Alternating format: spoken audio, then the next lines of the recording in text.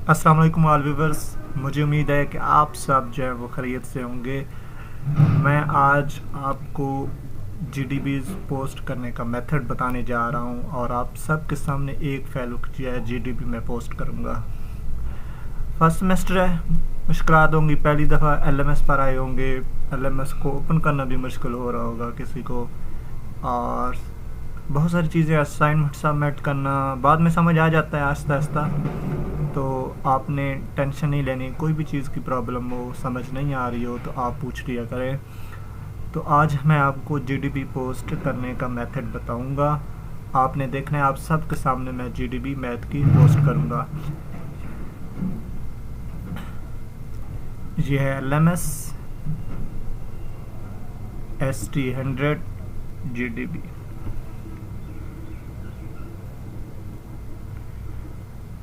इसको ऐसे ओपन कर लेना है।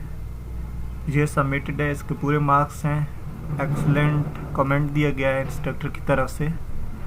अब हम व्यू पर आ जाते हैं जो न्यू जीडीबी आई हुई है, ये भी 10 मार्क्स की है।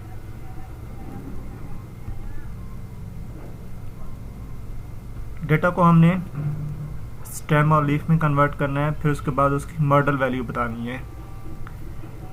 ये क्वेश्चन है, और उसके साथ ये भी बताया है कि अननेसेसरी जो चीज़ें हैं, लेंथी मटेरियल, वो आपने अपलोड नहीं करना। कुछ लोग ग्राफ बना रहे हैं, इस तरह की जो चीज़ें हैं वो साथ साथ लगा रहे हैं, तो वो ना लगाएं, जस्ट आंसर दें। ये जीडीबी जो है, ये पहले जब हम फर्स्ट सेमेस्टर में थे, अब तो हम सेकंड में, उसमें भी आई थी, और पेपर में भी ये बार बार क्वेश्चन आ रहा था, हर फेलोज में आया है। किसी का लॉन्ग की फॉर्म में है, शॉर्ट की फॉर्म में, और एमसीक्यूज की फॉर्म में भी आया है। तो आपने इस क्वेश्चन पर फोकस करना है और इसको अभी से आप समझ लें। अगर आपको स्टेम और लीफ में कन्वर्ट नहीं करना आ रहा तो आप समझ लें।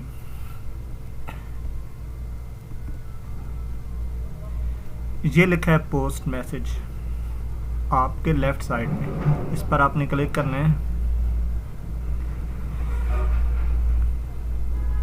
तो यहाँ पर आपने अपनी जीडीबी जो है वो इंसर्ट करनी है। अब बात यह है कि कुछ लोग लिखते हैं आईडी और पास आईडी या नेम, ये सबमिटेड टू, सबमिटेड बाय, ये चीज़ें लिख लें तो कोई प्रॉब्लम नहीं है, और नाम भी लिखें तो कोई प्रॉब्लम नहीं है, और जीडीबीज़ में तो लिखनी भी नहीं चाहिए, क्योंकि जस्ट एक क्वेश्चन है और उसका हमने आंसर देना होता है। डिस्कशन बोर्ड है, तो इसमें आपको ऐसी चीज़ों की लिखने की ज़रूरत नहीं होती। हाँ, असाइनमेंट में आप लिख लेते हैं, लेकिन ज़रूरी नहीं होता, ज़रूरी आंसर देना होता है। ठीक है, आपका आईडी और नेम उनके सामने होता है। जब भी वो जीडीबी आपकी या कोई चीज़ असाइनमेंट इंस्ट्रक्टर चेक कर रहा होता है, तो वो सब चीज़ें आप उसके सामने होती हैं। तो आप फोकस करें जो चीज़ सेंड करनी है उनको। तो जीडीबीज़ में इतनी चीज़ें लिखने की ज़रूरत नहीं होती, आप जस्ट आंसर दें। तो मैंने एमएस वर्ड पर इसका आंसर बनाया हुआ है। पहले इसको हम ना बड़ा कर लेते हैं, साइज़ इसका। अब हमने साइज़ जो है इसका बड़ा कर लिया है। तो जीडीबीज़ आप जहाँ पर भी बना देते हैं, सारा फंक्शन जो है, टूल्स हैं, बोल्ड करना, अंडरलाइन करना, उसके बाद नंबरिंग करना, डॉट लगाना, सब चीज़ें इधर भी प्रेजेंट है, आप इधर भी सॉल्व कर सकते हैं। हाँ, अगर आपने एमएस वर्ड पर बनाई है, वहाँ से यहाँ पर आप अगर इसको क्या नाम है पेस्ट करना चाहे तो वो भी कर सकते हैं। ये नीचे मैं एमएस वर्ड पर आ जाता हूँ, मैंने आपकी जीडीबी ये बना रखी है। ये क्वेश्चन है और इसका आंसर है। पहले इसको एसेंडिंग आर्डर में ना, इस तमाम वैल्यूज़ को एसेंडिंग आर्डर में लिखना है। एसेंडिंग आर्डर में लिखने के बाद देखें, जो सीरीज़ का पहला वर्ड होता है, जिस तरह ये एक है, ठीक है, ये स्टेम होता है। इधर सीरीज़ का पहला वर्ड 2, ये स्टेम होता है, और जो बाकी होते हैं वो लीफ होते हैं। इस तरह ये 1 है, हमने स्टेम लिख लिया। अब हमने 1 सीरीज़ के लीफ लिखने हैं। 1 सीरीज़ का ये लीफ है, 2, 3 लीफ है, 4 लीफ है, और जो 5 है ना, ये बार बार आ रहा है। ये तकरीबन 5 जो है 5 मरतबा आया है, तो हमने 5 मरतबा लिखा है, फिर 6 आ गया। अब सीरीज़ 2 शुरू हो गई है, इसका भी पहला 2 लिखा है, और इसका जो दूसरे वाला वर्ड है राइट साइड वाला, वो हमने लीफ में लिख लिया है। इसी तरह फिर हमने 3 का लिखा, फिर 4 का और 5 का, 5 और इसका जो राइट साइड है 1 2 3 5 5, ये कॉमा की शक्ल में लिखा है। अब क्वेश्चन का दूसरा पार्ट है मॉडल वैल्यू कौन सी है। मॉडल वैल्यू वो होती है जो बार बार रिपीट हो रही होती है। आप देखें इनमें से मॉडल वैल्यू कौन सी है।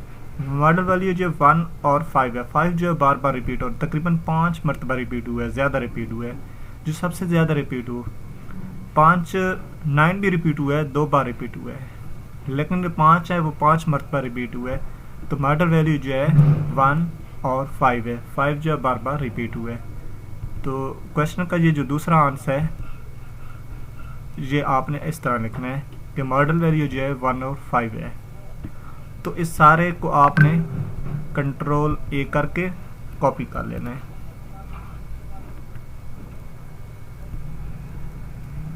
फिर आपने अपने LMS पर जाना है,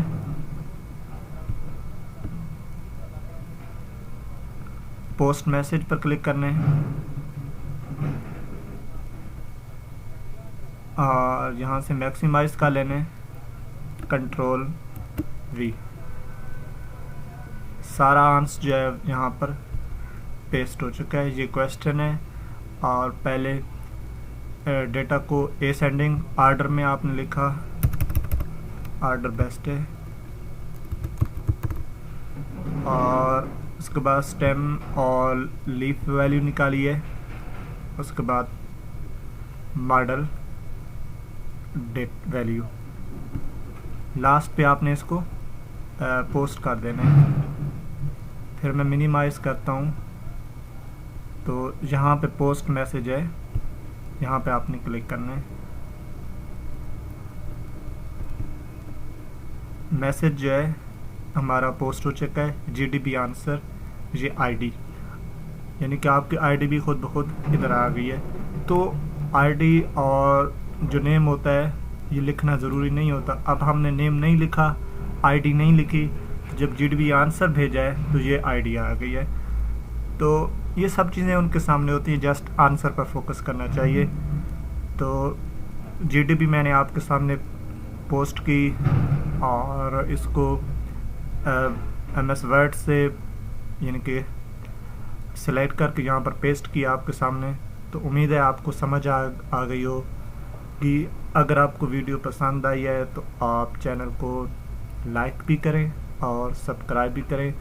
फिर भी अगर आपको कोई इशू है तो आप डायरेक्टली मुझसे बात कर सकते हैं। नीचे मैंने आप अपना नंबर भी दे देना है और ग्रुप का लिंक भी।